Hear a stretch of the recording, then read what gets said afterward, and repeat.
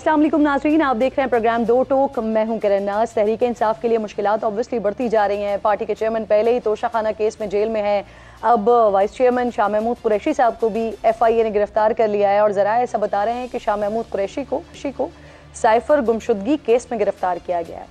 इस केस में साबिक वज़ीर आज़म के सेक्रेटरी आज़म खान भी मजिस्ट्रेट के सामने अपना बयान ऑलरेडी रिकॉर्ड करवा चुके हैं। गुज़िश्ता दिनों ये भी खबरें आई थी कि FIA ने साइफर केस में ऑफिशियल सीक्रेट एक्ट के तहत मुकदमा दर्ज कर लिया है, जिसके बाद शाह महमूद कुरैशी की गिरफ्तारी को साइफर केस में पहली गिरफ्तारी कहा जा सकता है।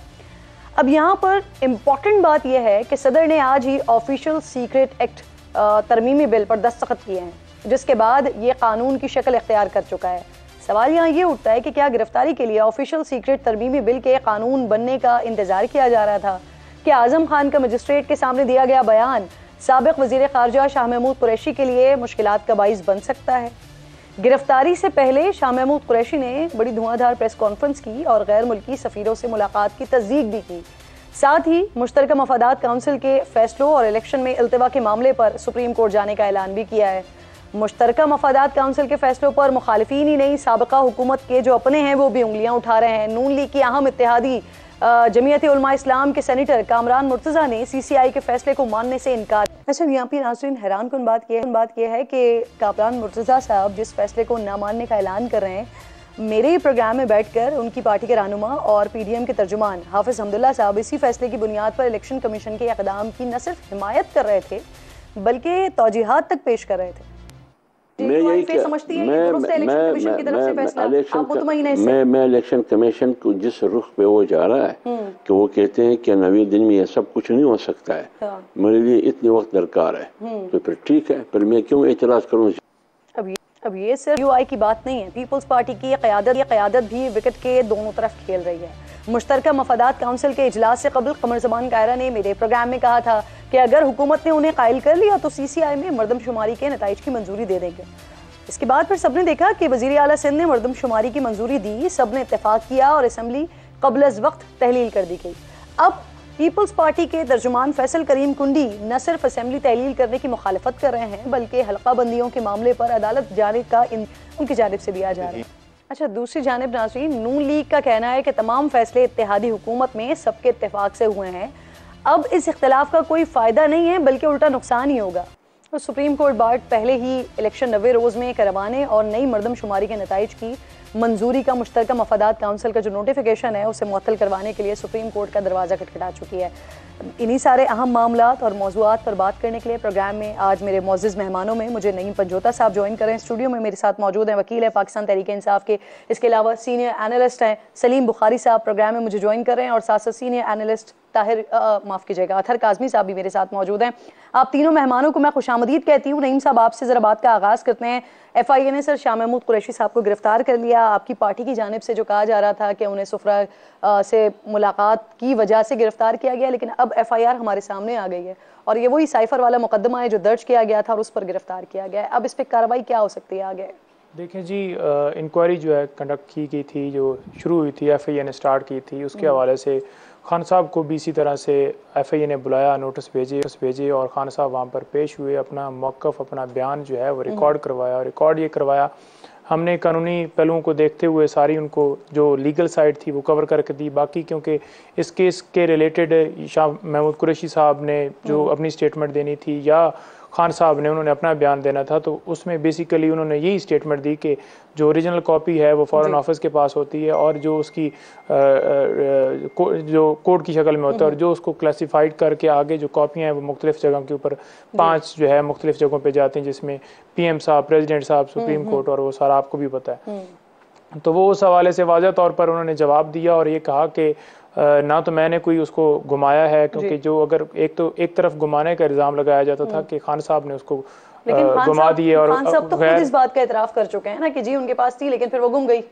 जी, वो ये कहते हैं कि गुमी है लेकिन मेरी कस्टडी के अंदर, जैसे फॉर एग्जांपल एक PM होता है तो PM की एक सिक्योरिटी है, सिक्योरिटी में सारे नीचे लोग होते हैं, सेक्रेटरी होते हैं, बाकी उसके ऊपर MS है, सारे अमला होता है, तो वो कोई भी मिनट्स ऑफ मीटिंग्स या कोई भी ऐसी तफसीलात या कोई भी ऐसा डॉक्यूमेंट्स वो मैंने खुद तो नहीं अपने पास रखना होता, और अगर कहीं से वो उसकी कॉपी जो कि बकाया तौर पर तशरीह की शक्ल में थी, उसमें से वो अगर किसी ने की है तो उसके ऊपर आप बिल्कुल उनको इन्वेस्टिगेट करें और सारा चेक करें किसने किया है। उन्होंने जाके अपना मौक़िफ़ रिकॉर्ड करवा दिया। अब हमें पता चला जब खान साहब से मुलाकात जेल के अंदर हुई तो उन्होंने कहा कि FIA की जो टीम है वो वहाँ पर भी जेल के अंदर भी उनसे मिलने के लिए आई थी, इंट्रोगेट करने के लिए।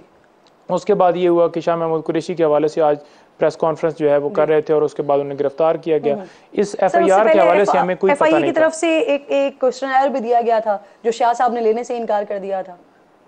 कौन सा क्वेश्चन दिया गया सर? इसी हवाले से एक क्वेश्चन भी शाह साहब को दिया जा रहा था लेकिन उन्होंने लेने से इनकार कर दिया। देखिए इस हवाले से तो शाह साहब ने खुद जवाब देना है कि उन्होंने इनकार किया है या उन्होंने रिप्लाई जमा करवाया है और उन्होंने नहीं लिया, क्योंकि शाह साहब तो बिल्कुल ओपनली यहाँ पर घर में भी रह रहे थे और सारा प्रेस कॉन्फ्रेंस भी कर रहे थे, अदालतों में भी वो जा रहे थे।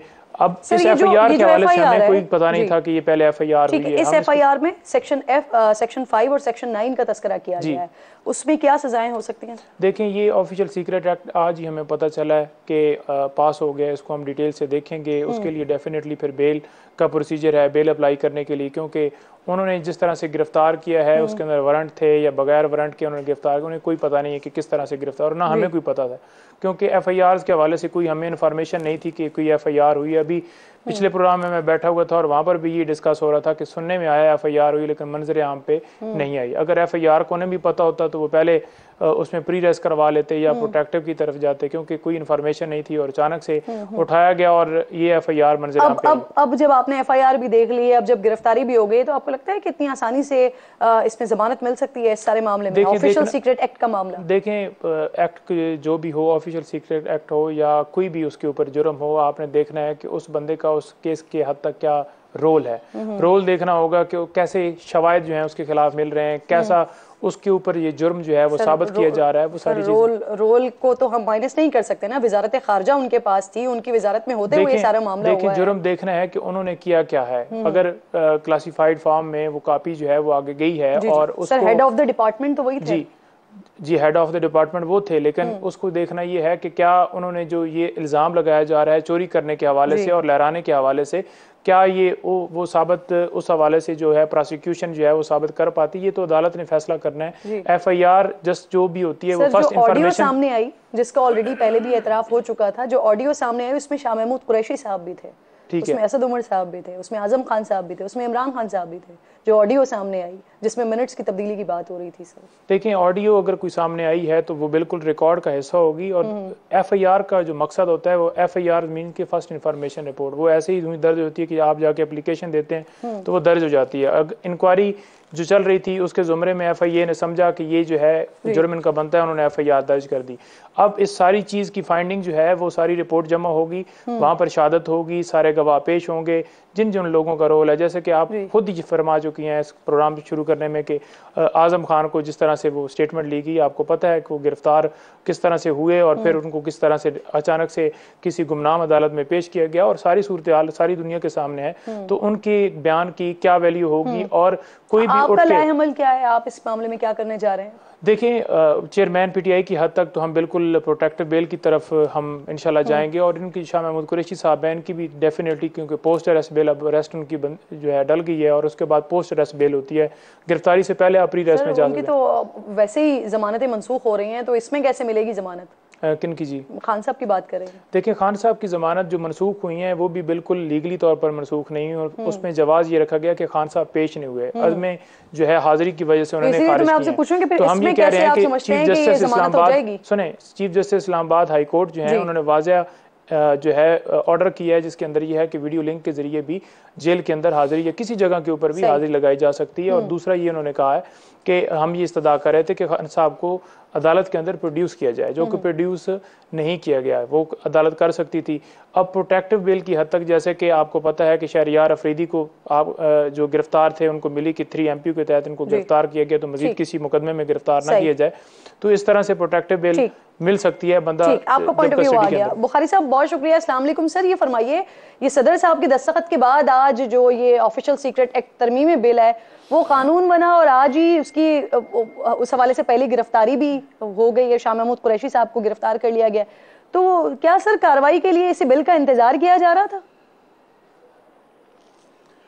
बहुत शुक्रिया आपका किरण, आपने याद किया अपने प्रोग्राम में। गुजारिश ये है कि आपके पास दो काबिल लोग बैठे हुए हैं, एक वकालत में अपना मकाम रखते हैं। मेरी राय की पता नहीं क्या हैसियत होगी, लेकिन 2-3 बातें अर्ज़ करना बहुत ज़रूरी हैं। पहली बात तो ये है कि ये कहना कि आज अचानक शाह महमूद कुरैशी साहब को पकड़ लिया उन्होंने, ये बिल्कुल गलत है। ये FIR दर्ज हुए भी 2-3 दिन हो गए हैं और इससे पहले से हुकूमत ये इंदिया दे चुकी थी, पहले वाली भी और ये भी, कि इसके ऊपर फॉलो करेंगे और इसके ऊपर मुकदमा कायम होगा और मुकदमे को यानी परसू किया जाएगा। इस सिलसिले में जब FIA की टीम अटक जेल में जाके खान साहब से मिली थी, तब भी पता लग जाना चाहिए था सबको कि इसमें क्या होने वाला है। जहाँ तक शाह महमूद कुरैशी साहब का ताल्लुक है, वो एक तो नामजद मुलज़िम है इस FIR में, और दूसरा वो उस वक्त फॉरेन मिनिस्टर थे। और आपको मालूम है 4 कापियाँ इसकी आती हैं जब भी साइफर किसी दूसरे मुल्क से आता है, और वो एक फॉरेन ऑफिस में, एक प्राइम मिनिस्टर प्रेसिडेंट और दूसरी आर्मी चीफ को जाती हैं। ये एक सीक्रेट डॉक्यूमेंट होता है जो कोडेड होता है, यानी नॉर्मल लैंग्वेज में भी ये ट्रांसफ़र नहीं किया जाता, इसको डिकोड किया जाता है फॉरेन ऑफिस में। सबसे पहली एलिगेशन जो है शाह महमूद कुरैशी साहब पर, वो ये है कि उन्होंने फॉरेन सेक्रेटरी से कह के इसका अपनी मर्जी का तर्जमा करवाया। फिर दूसरा शाह महमूद कुरैशी साहब पर यह है कि वो उन्होंने जाके PTI के चीफ को दिया, जिसकी बुनियाद पर उन्होंने अपना बयानिया बनाया, और एक जो लाखों का मजमा कहा गया था उसमें लहरा लहरा के ये कहा गया कि अमेरिका ने उनके खिलाफ 55 जलसे सर वोट ऑफ नो कॉन्फिडेंस के जरिए और उनकी हुकूमत गिराने की कोशिश की है। ये सब ये लोगों की याददाश्त में से महव कैसे हो जाती हैं चीज़ें, ये मुझे कभी आज तक समझ नहीं आई। उसके बाद कोई 35 प्रेस कॉन्फ्रेंसेज हैं जनाब शाह महमूद कुरैशी साहब की, जिसमें वो उसी बयानिए को जो प्रोजेक्ट करते दिखाई देते हैं। और अनफॉर्चुनेट बात यह है कि वो बयानिया जिन्होंने बनाया था, यानी PTI के चीफ ने खुद, उन्होंने उसकी तरदीद की और एक दूसरा बयानिया बनाया कि नहीं जनाब ये साजिश यहाँ तो बाहर तो नहीं हुई थी, ये तो यहाँ हुई थी, ये फलां जर्नल ने की थी, ये फलां जर्नल ने की थी। आप ज़रा तसव्वुर कीजिए कि इस साइफर का हुलिया किसने बिगाड़ा है, इस नहज को किसने पहुँचाया है। ये सब रिस्पॉन्सिबिलिटी PTI के लोगों पर है। फॉरेन मिनिस्टर साहब इससे अपनी जान नहीं छुड़ा सकते हैं। जो PTI चीफ साहब इसको लहरा लहरा के तकरीबन 3 हफ्ते तक गाते रहे। तो कहने का मतलब ये है कि ये अब सर कुल मिला के 55 जलसे किए थे सिर्फ एक साइफर और अमेरिकी खत वाले मामले पर, जिसका नाम भी नहीं लेना था, और पहले अपने खिताब में अपना खुद ही उन्होंने नाम ले लिया था, और फिर माफ कीजिएगा कि वो कोई मुल्क की तरफ से आया है। अतर काज़मी साहब बहुत शुक्रिया, अस्सलाम वालेकुम, बड़े दिन बाद आए आप प्रोग्राम में। ये फरमाइए आजम खान साहब, जी बुखारी साहब मुझे मौका दीजिएगा, मैं आती हूँ आपकी तरफ। आजम खान साहब साइफर केस में अपना बयान ऑलरेडी रिकॉर्ड करवा चुके हैं और वादा माफ गवाह बने हैं।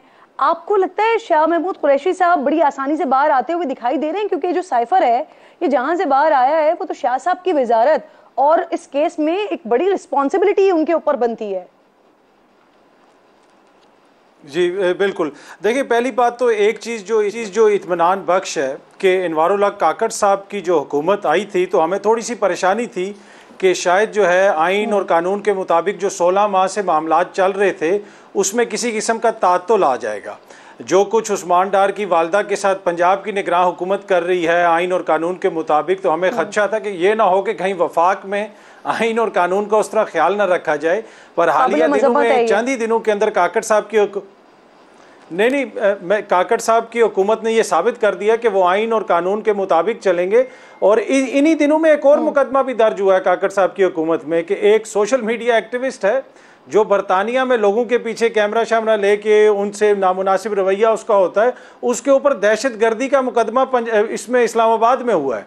अब आप ये ज़रा सोचें, ये पूरी कौम सोचे कि दहशत गर्दी हुई है लंदन में, क्या लंदन की पूरी इंतज़ामिया, लंदन की पूरी पुलिस हुई भी है कि दहशत गर्दी का पर्चा इस्लामाबाद में हुआ है? इससे आप अंदाज़ा लगा लें कि आइन और कानून के मुताबिक चीज़ें हो रही हैं और बड़ी ये तसल्ली बख्श चीज़ है काकड़ साहब की हुकूमत जब से आई है। दूसरी बात, जहाँ तक शाह महमूद कुरैशी साहब का ताल्लुक है या किसी और मौजूद शख्सियत का ताल्लुक है, देखिए जहाँ पे रियासत के मामलात होते हैं ये बड़े संजीदा नौयत के होते हैं। इसके ऊपर इस तरह सियासी बयानिया बनाया जाएगा तो यकीनन उसके ऊपर सियासी उसमें रिप्रिकॉशंस भी आएंगे, कानूनी मामलात भी हो सकते हैं।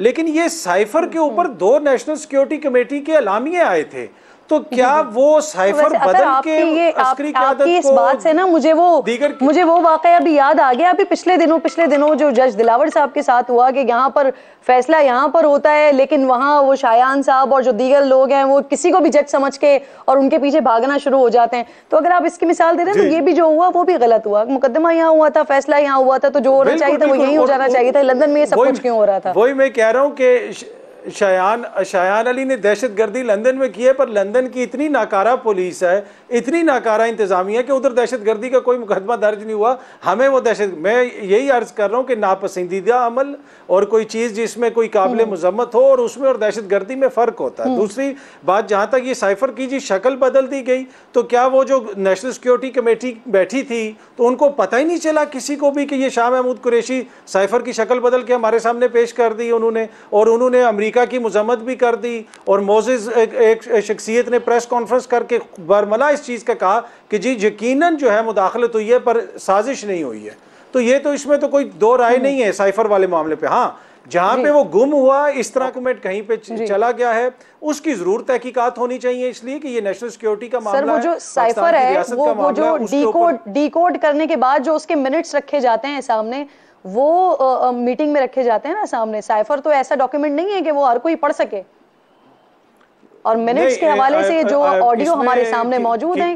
किरण जी, इसमें किरण जो साइफर आता है वो तो अस्करी क़यादत के पास भी जाता है, फॉरेन ऑफिस में भी जाता है। ये नहीं होता कि रात को बैठेगा चेयरमैन तहरीक इंसाफ और अपनी मर्जी से नोट्स लिखेगा और जाके कहेगा ये साइफर आया। नहीं, वो साइफर की कॉपीज आती हैं और वो मुख्तलिफ शख्सियात तक पहुंचाई जाती हैं।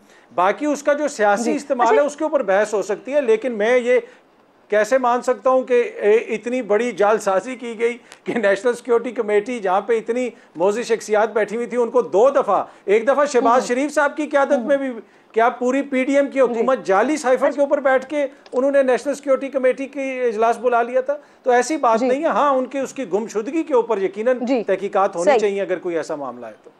ठीक, बुखारी साहब कुछ ऐड करना चाह रहे हैं इसमें? जी सर। जी, मैं दो बातें मुख्तसर अर्ज करना चाहता हूँ। उन्होंने अभी ये फरमाया कि दहशतगर्दी का मुकदमा लंदन में हो गया, लंदन की पुलिस नाअहल थी। जी, लंदन की पुलिस नाअहल है इसलिए कि पाकिस्तानी परचम जलाए जाएं, पाकिस्तान के पासपोर्ट जलाए जाएं, तो कोई मुकदमा हुआ वहाँ दर्ज?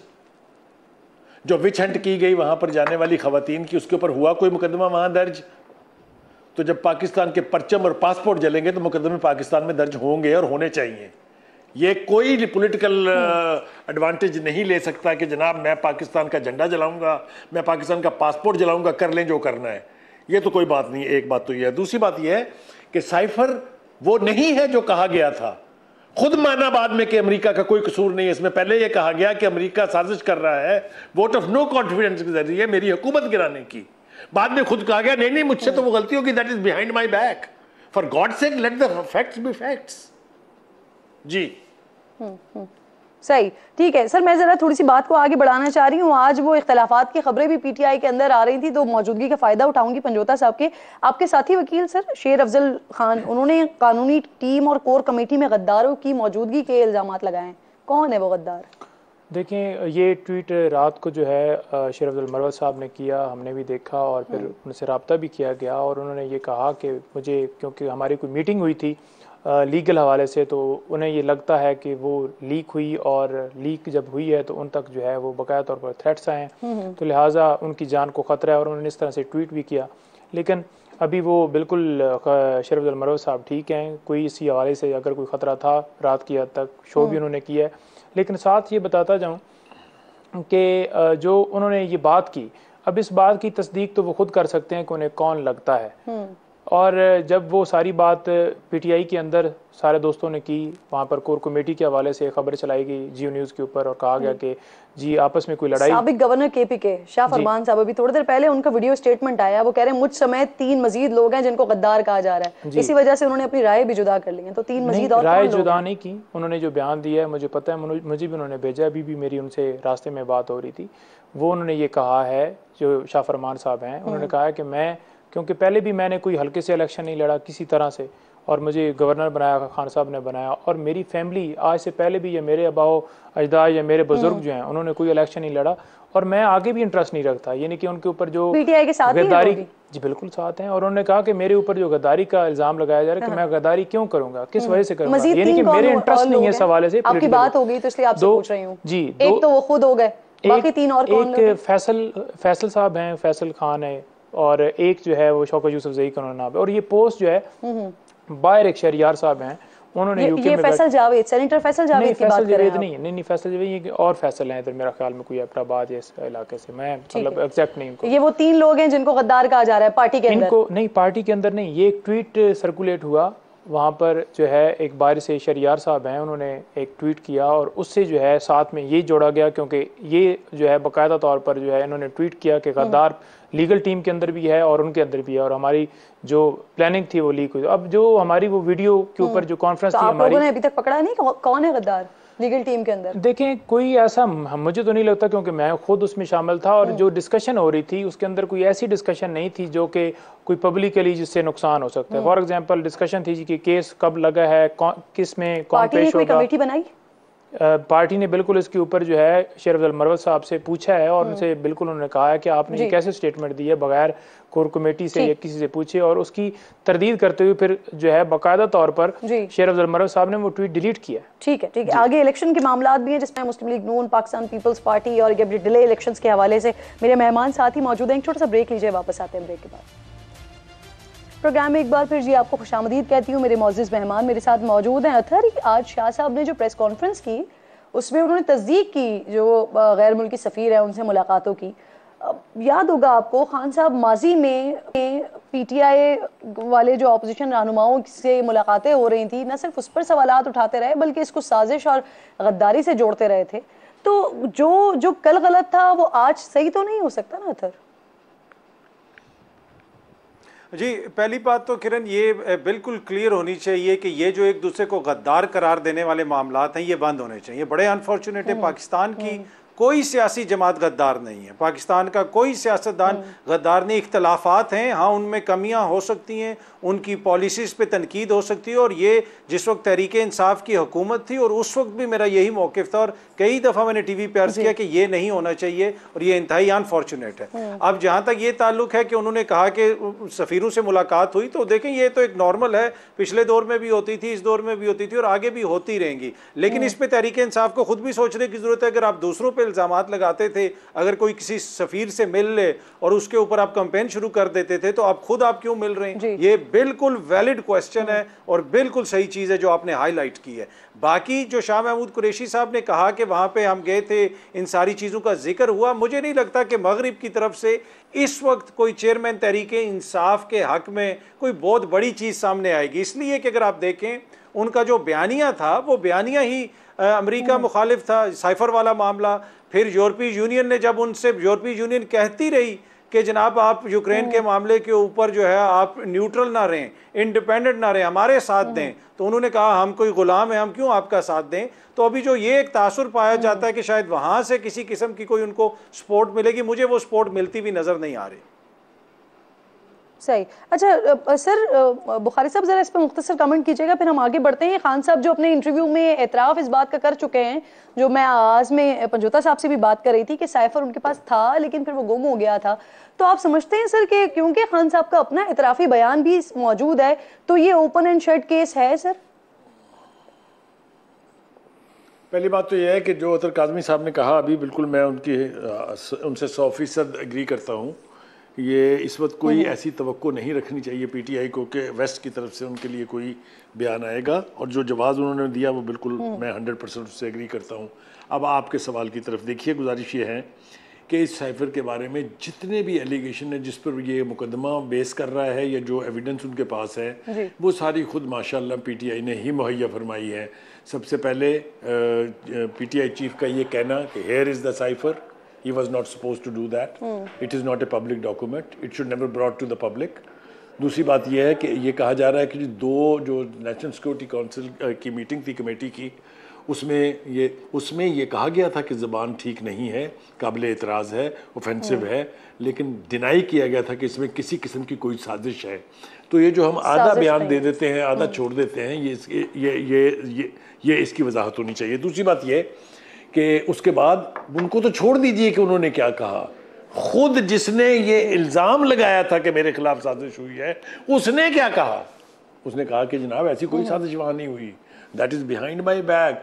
सॉरी, वो तो मतलब है अब तक वहाँ पब्लिक यानी जो फर्म्स हैं, PR फर्म्स हायर की जा रही हैं, हम आगे बढ़ना चाहते हैं, ताल्लुकात अच्छे करना चाहते हैं, मिलना वही जिनसे मिलना बगावत और साजिश थी, वो उन्हीं से मिला जा रहा है। तो वो सब कुछ जो कुछ आपको दूसरों के लिए बुरा लगता था वो आज आपके लिए ठीक है, ये भी अपनी जगह है। देखिए साइफर को लेके सही जितना मजाक उड़ा है दुनिया में, आप उसका तसव्वुर नहीं कर सकते। यानी जो चीजें अगर आपको मैं बताऊं कि हिंदुस्तान से किस तरह के साइफर आते हैं, अफगानिस्तान से किस तरह के साइफर आते रहे हैं, ईरान से कैसे आते रहे हैं, तो आप हैरान रह जाएंगे। जो जबान इस्तेमाल की जाती है उससे तो ये लगता है कल जंग होने वाली है, लेकिन इन साइफर का जवाब डिप्लोमेटिक लेवल पर उसी तरीके से डिमार्च की सूरत में दे दिया जाता है। उसको लेके जो बयानिया बनाया गया था उसकी खुद डिनायल खान साहब ने खुद की है, किसी के कुछ कहने की जरूरत ही नहीं है उसमें। ठीक बुखारी साहब, तेजी से आगे बढ़ते हैं सर। अब मैं जरा आ रही हूँ, ये पीपल्स पार्टी सर वक्त पर इलेक्शन का मुतालबा कर रही है, लेकिन जब ये CCI का इजलास हुआ था उसमें जो मर्दमशुमारी की मंजूरी दी तो उनको पता था कि हल्का बंदियां दोबारा से होंगी, ताखीर होगी। फिर ये जैसे ही हुकूमत खत्म हुई है, जैसे ही इत्तेहाद खत्म हुआ है, तो फिर ये पीपल्स पार्टी की तरफ से इतना वावेला क्यों सर? देखिए गुजारिश ये है, इसको थोड़ा सा समझने की जरूरत है। मेरे ख्याल से पीपल्स पार्टी को अब ये एहसास होता जा रहा है कि जो इशराफिया है या एस्टेब्लिशमेंट, जिस मर्जी नाम से उसको बुला लें आप, वो शायद नून लीग की तरफ उनका टिल्ट ज़्यादा है, लिहाजा उनको हर चीज़ में अब कीड़े नज़र आने शुरू हो गए हैं। ये जो काउंसिल ऑफ कॉमन इंटरेस्ट थी, ये इसमें उनके वज़ीर आला जो हैं वो शामिल थे, कॉन्सेंट के साथ हुआ। वहाँ पर उन्होंने यूनानिमसली डिसीजन लिया कि जी हल्का बंदियाँ कराएंगे तभी इलेक्शन होंगे।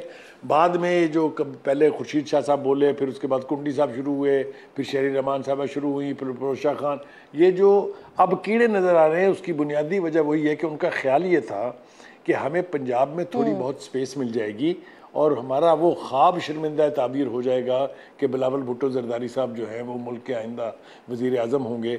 वो चूँकि होता दिखाई नहीं दे रहा है, और दूसरी जो रियलिटीज़ हैं, चाहे वो इस्तेहकाम पाकिस्तान पार्टी की सूरत में है या तहरीक इंसाफ यानी पार्लियामेंटेरियन जो हैं उनकी सूरत में है, तो जो बाकी की गुंजाइश बचेगी नून लीग के बाद वो भी समेटेंगे, चूंकि उसमें इलेक्टेबल्स की एक बड़ी तादाद है, दोनों बड़ी तादाद है जी। तो थोड़ा सा मेरे ख्याल से डिसअपॉइंटेड है पीपल्स पार्टी सूरत हाल से, इसलिए अब उन्हें इलेक्शन क्या, यानी ये एक तरह से नून लीग को या एस्टेब्लिशमेंट को थोड़ा सा टीज करने की बात है कि देखें अगर आप हमारी बात नहीं सुनेंगे तो हम भी आपके साथ पंगा करेंगे, और पंगा हो रहा है जी। इम्पॉर्टेंट बात कर रहे हैं आप अतहर साहब। इलेक्शन के मामले पर ये जो साबिका हुकूमत के इत्तेहादियों में खिलाफात आना शुरू हो गए हैं। अब ये जो CCI का इजलास हुआ था, सेनेटर कामरान मुर्तज़ा साहब कहते हैं कि CCI के इजलास में उन्होंने पॉइंट ऑफ व्यू अपना रेस किया था, लेकिन वो मिनट्स में शामिल नहीं किया गया इजलास में, क्योंकि वो बतौर मेहमान शरीक हुए थे। अब ऐसा तो नहीं हो सकता ना कि ये डायरेक्ट ही मंजूर करवा लिया गया हो, एतमाद में तो लिया गया होगा ऑब्वियसली वजीर आजम की तरफ से JUI फेक होगी, क्योंकि एक तरफ कामरान मुर्तज़ा साहब मुख्तलिफ बात करें, दूसरी तरफ हमदुल्ला साहब मेरे प्रोग्राम में मौजूद होते हैं, वो बाकायदा इसकी तौजीहात भी पेश करते हैं। तो ऐसा क्या हुआ है ये 2-3 दिन में कि अब तमाम जितने इत्तेहादी थे, खास तौर पर बड़े स्टेक होल्डर्स, इनकी जानिब से अब इस पर बाकायदा एतराज़ात उठाए जा रहे हैं? देखिए उस मीटिंग में अगर आई एम नॉट मिस्टेकन वहाँ पे मौलाना असद साहब भी मौजूद थे, मौलाना फजल रहमान साहब के साहबजादे। अगर उन्होंने कोई वहाँ पे एहतजाज रिकॉर्ड करवाया तो मुझे नहीं पता। देखिए सेनेट के अंदर इस हवाले से बातें होती रही, रजा रुबानी साहब ने भी फरमाया, श्री रहमान साहबा भी बात करती रही, कुंडी साहब भी इसके ऊपर बात करते रहे। मैंने एतराज उठाया था लेकिन वो मिनट्स में शामिल नहीं किया गया, और असद महमूद साहब ने भी एतराज उठाया। वही मैं अर्ज कर रहा हूँ कि वही मैं अर्ज कर रहा हूँ कि उनके जो लीडर हैं मौलाना फजल रहमान साहब, उनके साहिबजादे मौलाना असद साहब भी उस मीटिंग में मौजूद थे। तो क्या उन्होंने कोई एतराज़ उठाया? लीडरशिप की तरफ से कोई एतराज़ आया तो वो भी अगर था तो वो सामने रख दें तो ज़रा वज़न हो जाएगा उनके एतराज़ में। इस वजह से मैं ये अर्ज़ कर रहा हूँ। दूसरी बात ये है कि देखें, ये सारे जो मामलात जो हो रहे थे सबको पता था। क्या इनको नहीं पता था कि दो सूबों में निगरान हुकूमतें हैं, कोई अवामी मैंडेट नहीं है, अपनी वो आईनी मुद्दत पूरी कर चुकी हैं, और मजाक अब कौम के साथ ऐसा हो रहा है कि 6 महीने के बाद उस एक निगरान हुकूमत की काबीना तब्दील की जा रही है। क्यों की जा रही है? इसलिए कि वो गैर जानिबदार नहीं है। तो ये एतराज़ है। आपको अब समझ आया कि JUIF की तरफ से क्या एतराज़ हो रहा है। पीपल्स पार्टी की तरफ से एतराज़ उस दिन से शुरू जिस दिन इस्तेकाम पाकिस्तान पार्टी बनी थी और साउथ पंजाब में जो इनके ख्वाब थे वो चकनाचूर हो गए थे। वो उनका मसला वो है। इनका मसला खैबर पख्तूनख्वा की जो काबीना अभी नहीं आ रही है वो मसला है। तो ये अपने अपने छोटे छोटे मसाइल, अगर आइन और कानून पे मसला होता तो क्या 16 माह में इस तरह की हुकूमत चलाई जाती? और एक मसला ये भी है शायद कि क्योंकि जो बार बार शहबाज शरीफ साहब बात करते रहे कि हमने अपनी सियासत को बर्न किया है, सियासत तबाह की है, रियासत को बचाया है, तो वो गालिबन जो अब इत्तेहादी हैं वो सारा का सारा बर्डन जो है वो सिर्फ और सिर्फ मुस्लिम लीग नून की तरफ ही लेकर जाना चाहते हैं। पंजोता साहब, आप लोग जो एतराज़ लेके जा रहे हैं सारे मामले पर, CCI के मामले पर, आप लोगों की तरफ से एतराज़ ये है कि इसमें जो 2 वज़ीर आला बैठे हुए थे वो मुंतखब नुमाइंदे नहीं थे अवाम के। इस बात पर आप एतराज़ उठा रहे हैं, लेकिन मैं दीगर कानूनी माहिरीन से जो बात करी थी तो वो कहते हैं कि ये इसमें आइन में या कानून में निगरां वज़ीर आला या वज़ीर आला का मामला नहीं है। जो रिप्रेजेंट कर रहा है वहाँ पर वो वज़ीर आला मौजूद था। तो आप समझते हैं कि इसके ऊपर ये जो आपका एतराज़ है ये एक्सेप्टेबल भी है और फिर इस पर आगे कार्रवाई भी होगी?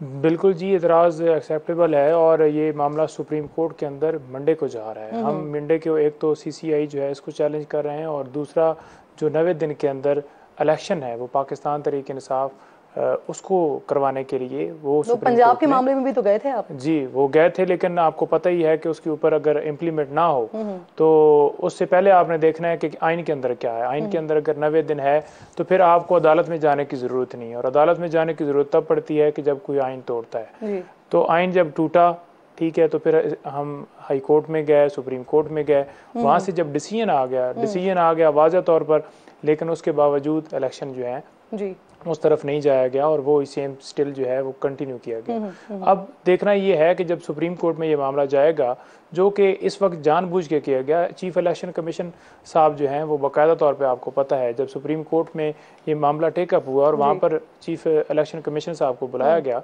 तो उन्होंने जाके खुद कहा कि इतना टाइम पीरियड चाहिए। तो उस वक्त ही अगर ये कर लिया जाता हल्का बंदियों के हवाले से या मरदमशुमारी के हवाले से, जो भी आपने लेकिन वो गुजर चुका ना, उसके बाद CCI में फैसला हुआ और CCI में फैसले के बाद फिर इलेक्शन कमीशन जो है वो पाबंद है ना। वही गुजारिश कर रहा हूँ ना कि जैसे आप काज़मी साहब फरमा रहे हैं कि दोनों सूबों के अंदर जो है वो हुकूमत जो है गैर कानूनी तौर पर चल रही है, इसी तरह से इन्होंने देखा कि इस चीज़ को लंबा कैसे लेके जाया जाए। एक निगरान हुकूमत है, उसके एक टाइम पीरियड है, उससे एक दिन भी आगे नहीं जा सकती और आपने इलेक्शन करवाना है। तो जो सूरत हाल यहाँ पर नज़र आ रही है वो सिर्फ और सिर्फ ये सारा मामला किया गया लटकाने के लिए कि इसको जो है ज़्यादा से ज़्यादा जो है वो इक़्तिदार को एंजॉय किया जा सके, या यूँ समझ कि जो जमातें इस वक्त जिनका वोट बैंक अच्छा है वो ये समझ रही हैं कि अब हमारी अभी तक रेपुटेशन वो नहीं बनी तो हम फंड्स के ज़रिए या दीगर ट्रांसफ़र पोस्टिंग या अपने डिस्ट्रिक्ट या अपने हलकों के अंदर वो काम करवा के वो वहाँ पर वोटर्स को अपने हक में करके या जो वो कर सकते हैं वो करके, तो वहाँ पर हमारी जो ग्राउंड के ऊपर जो है हमारा जो लेवल है वो ठीक हो जाएगा। तो उस वक्त हम कहेंगे कि ठीक है अब इलेक्शन करवा रहे हैं। पीपल्स पार्टी और सारी जमातें इस वक्त सारी कह रही हैं कि जो इलेक्शन है 90 दिन के अंदर, तो पूरा मुल्क कह रहा है। निगरां हुकूमत में तो निगरां हुकूमत के पास इख्तियारात है ना, तो बाकी लोग ऐसा कैसे करेंगे? देखिए, निगरां हुकूमत के अंदर निगरां हुकूमत के पास इख्तियार हैं, लेकिन आपने ये देखना है कि जो इलेक्शन है वो कब होना है। वो 90 डेज है, उससे आगे आप एक दिन भी नहीं जा सकते। आपने बेसिकली तो इस चीज को देखना। इस सारे मामले में वैसे पाकिस्तान पीपल्स पार्टी आपके साथ एक पेज पर है, तो क्या है कोई इरादा उनके साथ ही, क्योंकि वो भी इंदिया दे रहे हैं कि वो भी सुप्रीम कोर्ट चले जाएंगे इस मामले में अगर ये 90 डेज के अंदर इलेक्शन नहीं होते हैं तो कोई इरादा है? बड़ा उनकी जो है बड़ी ज़िम्मेदाराना स्टेटमेंट्स हैं इस हवाले से और बड़ा उन्होंने ज़बरदस्त बयान दिया है और उसकी बड़ी हम जो है वो अप्रिशिएट करते हैं उनको कि उन्होंने जिस तरह से आइन को देख के, आइन जो कहता है उसको देख के, जैसे फैसल करीम कुंडी साहब के साथ कल भी मैं शो में बैठा हुआ था और वो वहाँ पर भी यही डिमांड कर रहे थे कि सेंसस का आपने देखना है, तो आप बाद में भी कर सकते हैं, इस वक्त आपने देखना है कि मुल्क कहाँ पे खड़ा है, जिस तरह से महंगाई है, जिस तरह से लॉ एंड ऑर्डर सिचुएशन बनी हुई है, जिस तरह से इकॉनमी जो है वो जीरो से भी नीचे चली गई है और हर चीज जो है महंगी हो रही है और मुल्क के अंदर कोई स्टेबिलिटी जो है। साथ वैसे इस मामले में साथ जाने का कोई इरादा है? देखिए, ये तो इरादा जो है चेयरमैन पीटीआई जो है वो डिसाइड करेंगे कि उन्होंने उस हवाले से जाना है या नहीं जाना। बिल्कुल जो कोर कमेटी है वो इसके ऊपर उनकी आपस में मुशावरत हुई है और